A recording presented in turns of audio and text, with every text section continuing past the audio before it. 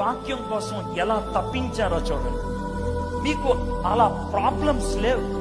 దేవుడు మీ చేతుల్లో బైబిల్ పెట్టి చదువుకోరా అంటే చదువుకోండి. మీరు క్రిస్టియన్స్ అయితే మీ ఇంట్లో బైబిల్ ఉంటుంది, మీ షెల్ఫ్ లో బైబిల్ ఉంటుంది, మీరు పడుకునేటువంటి పిల్లో పక్కన బైబిల్ ఉంటుంది, మీకు కార్ ఉంటే డాష్ బోర్డ్ లో బైబిల్ ఉంటుంది, మీకు వ్యానిటీ బ్యాగ్ ఉంటే లోన న్యూ టెస్ట్మెంట్ ఉంటుంది, మీకు స్కూటర్ ఉంటే డిక్కీలో బైబిల్ ఉంటుంది, మీ పేరున బైబిల్ ఉంటుంది, మీ మొబైల్లో బైబిల్ యాప్ ఉంటుంది, ప్రతి చోట బైబిల్ ఉంటుంది. గుండెల్లో మాత్రం లేదు బైబిల్. గుండెల్లో లేదు. దేవుడికి ఏం చేయాలండి చెప్పండి? Tell me what God can do.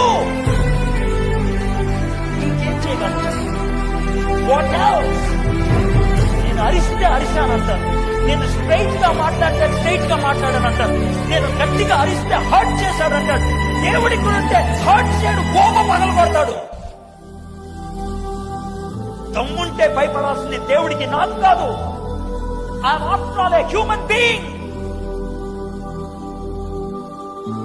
దేవుడు నిన్ను ప్రేమించి బైబిల్ ఇస్తే నీ చేతుల్లో పెడితే చదవటానికి కొవ్వు, పొగరు, గర్వం,